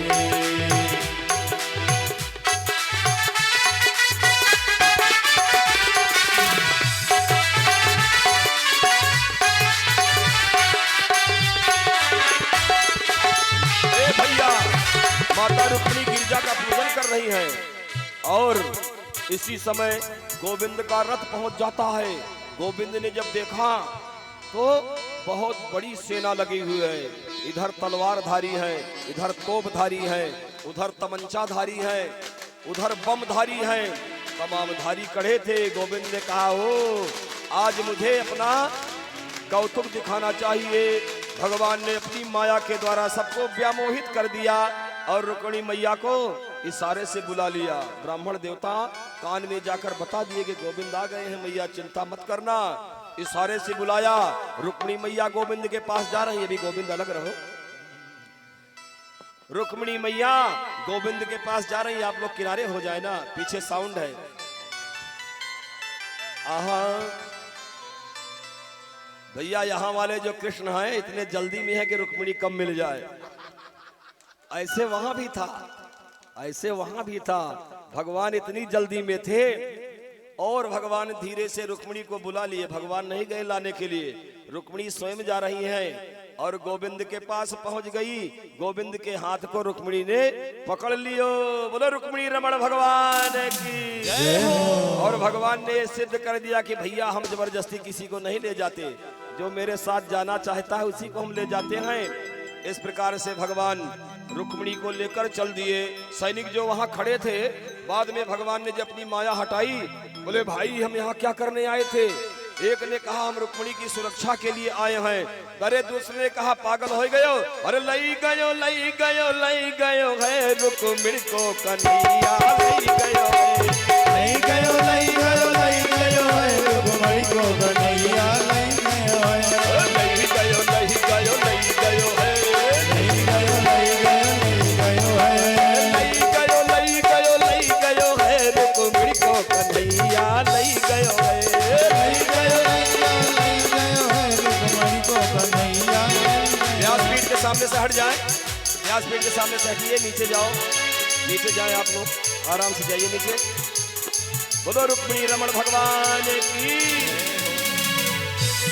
अरे लई गयो लई गयो लई गयो है रुक्मिणी को कन्हैया लई गयो है, लई गयो लई गयो लई गयो है रुक्मिणी को कन्हैया लई गयो है, लई गयो लई गयो लई गयो है रुक्मिणी को कन्हैया लई गयो है, लई गयो लई गयो लई गयो है रुक्मिणी को कन्हैया लई गयो है, होई गयो होई गयो होई गयो है रुक्मिणी से मिलनवा होई गयो है, लई गयो लई गयो लई गयो है रुक्मिणी से मिलनवा लई गयो है। बोले द्वारिकाधीश भगवान की जय। जय हो। भगवान रुक्मिणी को अपने रथ पर बिठाए और बड़ी तीव्र गति से रथ आगे बहुत तेज चला। रुक्मिणी ने जब सुना कि आया छलिया नंद किशोर और ले गया बरजोर, अरे वो चोर ले गया मेरी बहन को, उसने शिशुपाल के सहित सारी सेना लेकर के गोविंद को रास्ते में रोक लिया। भगवान ने कहा ये बात है। रुक्मिणी को भगवान ने आगे बिठा दिया। बोले देवी तुम रथ का संचालन करो और मेरा साथ दो। रुक्मिणी मैया रथ चला रही हैं। भगवान ने अपना धनुष पीछे से निकाला, बाणों का संधान किया और जितनी सेना थी सब खेल खेल में सबको समाप्त कर दिया। इतने में बलदाऊ जी भी आ गए उधर से अपनी सेना लेकर के। हाँ, द्वारिकापुरी से। बोले कन्हैया रुक जाओ। बोले ना ना ना, इस दुष्ट को मैं अवश्य दंडित करूंगा। भगवान ने रुक्मी के केसों को पकड़ लिया, उसका सर काटना चाहते हैं। बलदाऊ जी ने रोक दिया। रुक्मिणी ने कहा ना कन्हैया, हे परम प्रभु मत मारो मेरे भैया को।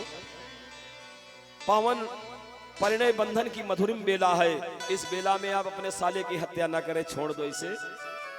बलदाऊ जी ने कहा ए कन्हैया छोड़ो, ये तुम्हारा साला है होने वाला, इसको मारोगे, छोड़ दो, जाने दो। भगवान ने रुक्मिणी को छोड़ दिया अपमानित करके। कालांतर में भगवान रुक्मिणी मैया के साथ पहुंच जाते हैं द्वारिकापुरी में। और चेद नरेश, कुंडिनपुर नरेश महाराज भीष्मक अपनी रानी के साथ और अपने परिजनों के साथ स्वयं जाते हैं द्वारिकापुरी में। और भगवान आज दूल्हा बन गए। बोलो दूल्हा सरकार की जय। बड़े प्रेम से रुक्मिणी मैया का हाथ वैदिक विधान से कन्हैया के हाथ में दे देते हैं। आज दूल्हा, एक गीत होगा मंच की ओर से, उसके बाद 2, 4, 5 मिनट तक आप फिर हमारे संगीत के कलाकारों से आनंद लेंगे उत्सव का। पुनः आरती हो जाएगी युगल सरकार की। आज दूल्हा बने हैं सरकार, दुल्हनिया है रुको मिले। आज दूल्हा बने हैं सरकार, दुल्हनिया है रुक्मिणी। आज दूल्हा बने हैं सरकार, दुल्हनिया है रुको मिले। आज दूल्हा बने हैं सरकार, दुल्हनिया है रुक्मिणी। आज दूल्हा बने हैं सरकार, दुल्हनिया है रुक्मिणी। आज दूल्हा बने हैं सरकार, दुल्हनिया है रुक्मिणी। दूल्हा सरकार की जय हो, रुक्मिणी माता की जय हो। दूल्हा सरकार का स्वागत करें तालियों से, करतल ध्वनि से।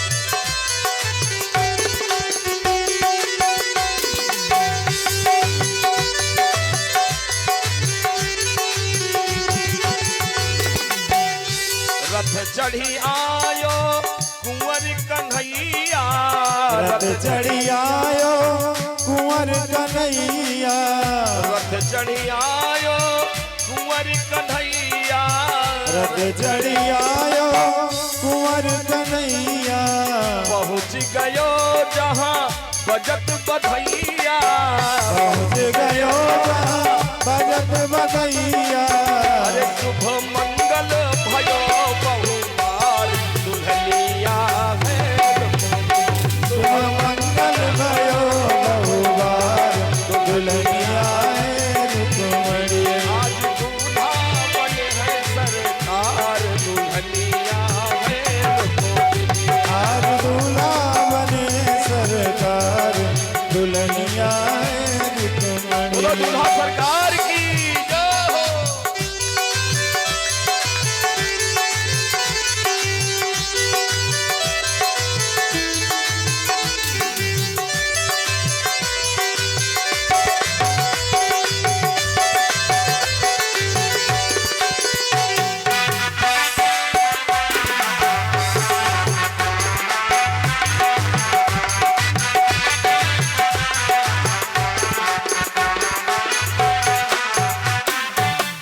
बकैन के लोग मगन है, पूरे बकैन के लोग मगन हैं। पूरे बकैन के लोग मगन है, पूरे बकैन के लोग मगन हैं। शोभा सम मानो चंदा गगन है, शोभा सम मानो चंदा गगन है। देखो आए हैं,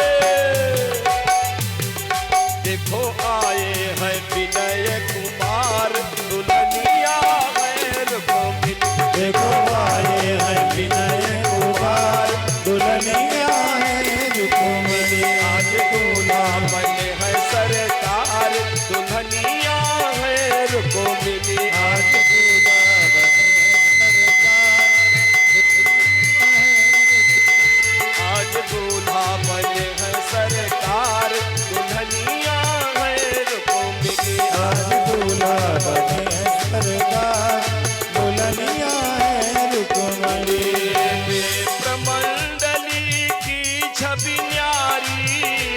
विप्रमंडली की छवि न्यारी, विप्रमंडली की छवि न्यारी, विप्रमंडली की छवि न्यारी, पुलकित है घर में नृत्यवारी, पुलकित है तिवारी, अरे पुलकित है घर में नृत्यवारी, पुलकित है घर तिवारी, करई पुष्प बौछार दुल्हनिया है रुक्मिणी आज दूल्हा बने है सरकार, आज दूल्हा बने है सरकार, दुल्हनिया आज दूल्हा बने सरकार, दुल्हनिया है रुक्मिणी, दूल्हा बने है सरकार, दुल्हनिया है रुक्मिणी, आज दूल्हा बने सरकार, दुल्हनिया है रुक्मिणी, आज दूल्हा बने, आज दूल्हा बने, आज दूल्हा बने, आज दूल्हा बने, आज दूल्हा बने, आज दूल्हा बने, आज दूल्हा बने, आज दूल्हा बने, आज दूल्हा बने आज दूल्हा बने सरकार, दुल्हनिया है रुक्मिणी।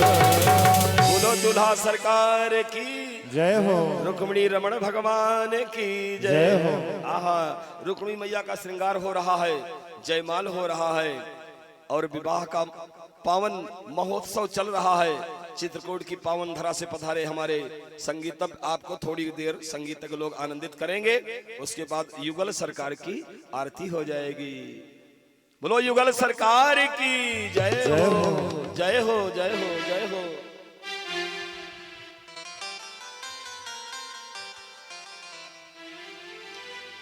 बोलिए बाकी बिहारी लाल की जय हो। हेलो राधे श्री राम, राधे कृष्णा श्री राम।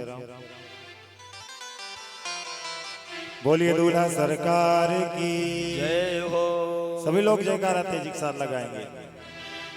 बोलिए बाके बिहारी लाल की जय हो, बोलिए रुक्मिणी महारानी की जय हो। ये पीछे वाले जयकारा नहीं लगा रहे, एक बार और तेजी के साथ लगाएंगे सभी लोग। बोलिए दूल्हा सरकार की जय हो। अभी भी आधे लोग लगाए हैं। बोलिए दूल्हा सरकार की। आए हम लोग भगवान का आप लोग दर्शन भी करते रहे और मंगल गीतों का भी आनंद लेते रहे।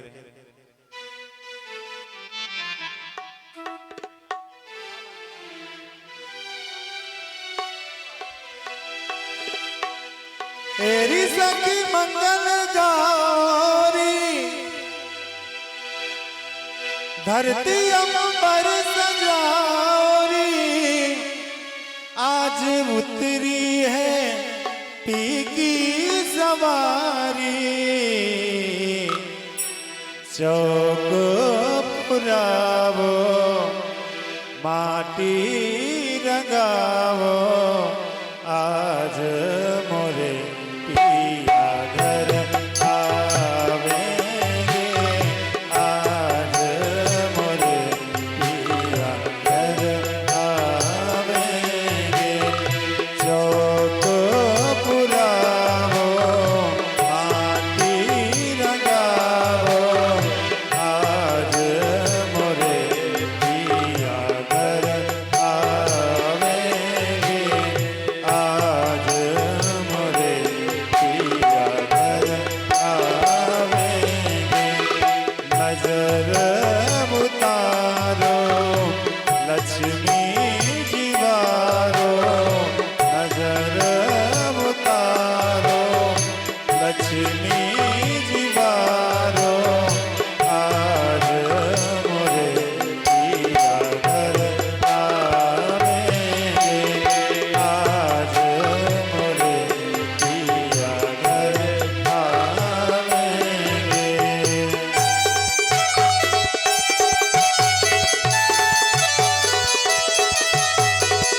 फिर अभी जो भी पूजन करना चाहते हैं एक एक करके आते हैं।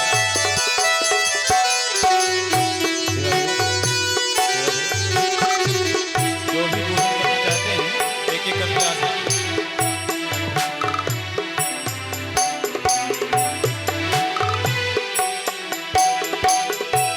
रंग से रंग मिले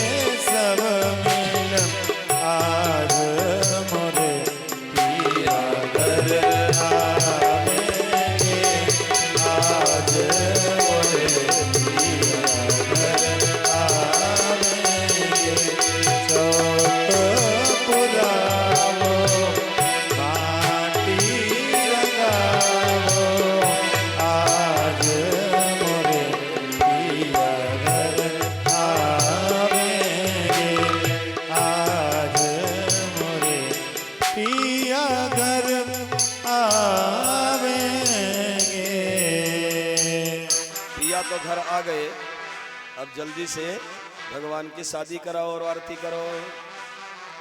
जरा आए एक और विवाह गीत भगवान का। हो लगता है ऐसे जैसे भगवान की शादी है। है भाई, लग नहीं है वास्तविक रूप से। और सभी लोग मस्ती में, जो लोग खड़े हैं वो नाचेंगे और जो लोग बैठे हैं वो ताली बजाएंगे, मेरे साथ गाएंगे भी सभी लोग। आज मेरे श्याम की शादी है, आज मेरे श्याम की शादी है, आज मेरे श्याम की शादी है, आज मेरे श्याम की शादी है। ओ श्याम की शादी है, मेरे घनश्याम की शादी है। ओ श्याम की शादी है, मेरे घनश्याम की शादी है। आज मेरे श्याम की शादी है, आज मेरे श्याम की शादी है। लगता है जैसे भगवान की शादी है। आज मेरे श्याम की शादी है, आज मेरे श्याम की शादी है।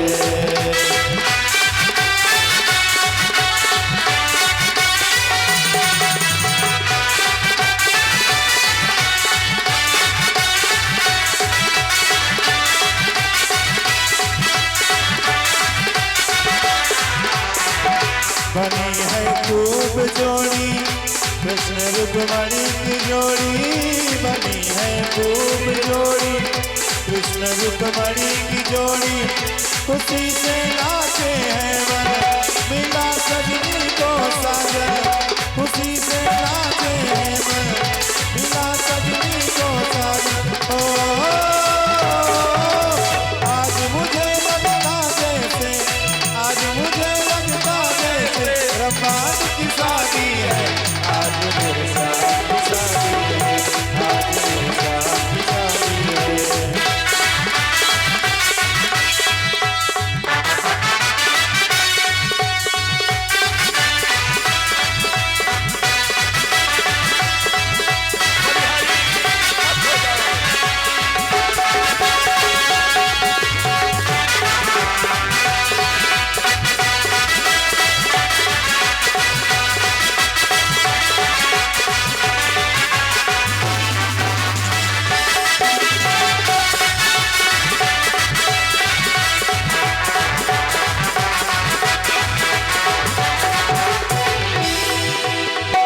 वक्त है खूबसूरत, बड़ा शुभ लगन मुहूर्त।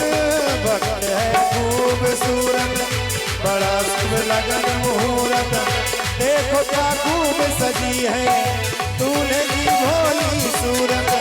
देखो क्या खूब सजी है दूल्हे की भोली सूरत। हो आज मुझे लगता जैसे, आज मुझे लगता जैसे ब्रजधाम की शादी है। आज मेरे श्याम की शादी है, आज मेरे श्याम की शादी है। ओ श्याम की शादी है, मेरे घनश्याम की शादी है। ओ श्याम की शादी है, मेरे घनश्याम की शादी है।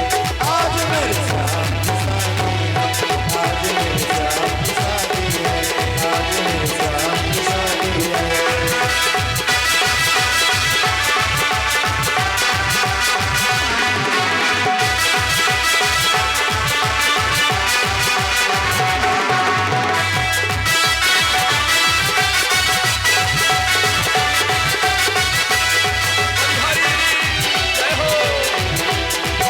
मोर का मुकुट निराला, खुशी है मन में माला। मोर का मुकुट निराला, गले वैजंती माला। चांद सा रूप है इनका, बड़ा सुंदर नंदलाला। चांद सा रूप है इनका, बड़ा सुंदर नंदलाला। ओ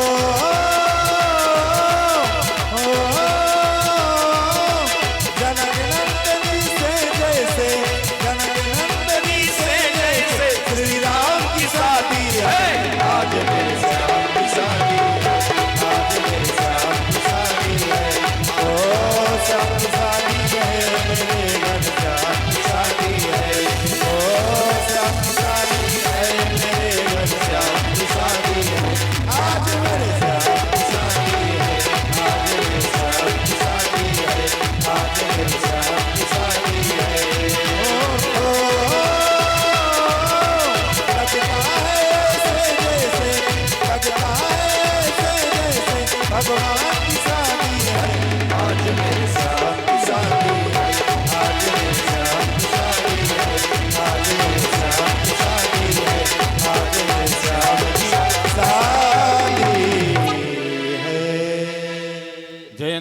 मंगला बोले रुक्मी रमण भगवान की जय हो।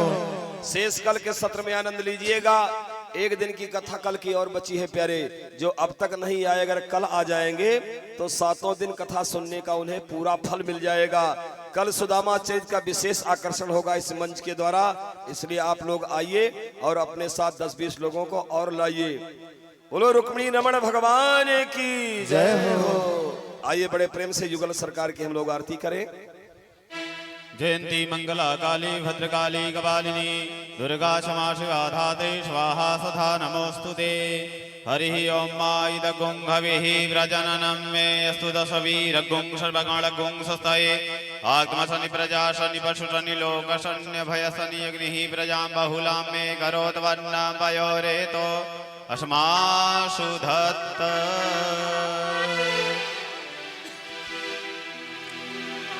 आरती युगल किशोर की कीजे, आरती युगल किशोर की कीजे, आरती युगल किशोर की कीजय। अपना जन्म सफल कर लीजे, अपनो जन्म सुफल कर लीजय। आरती युगल किशोर की कीजे, आरती युगल किशोर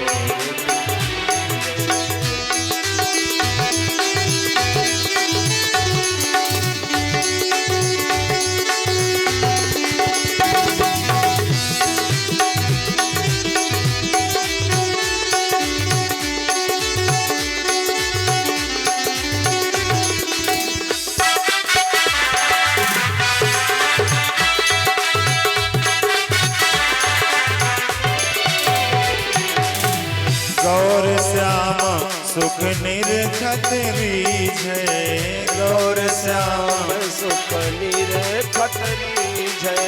हरि को स्वरूप नयन भरी पीजे, हरि को स्वरूप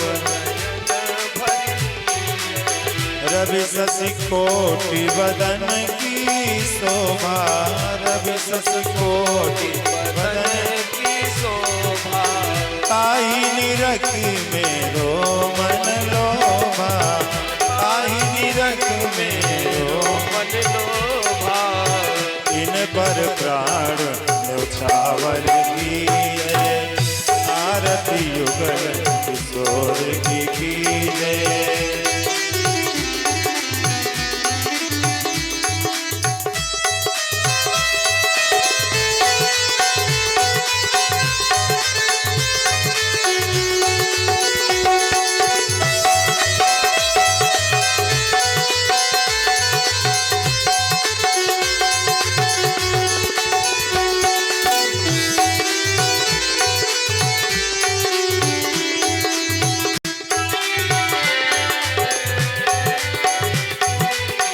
ओढ़े नील पीत पट सारी, ओढ़े नील पट सारी।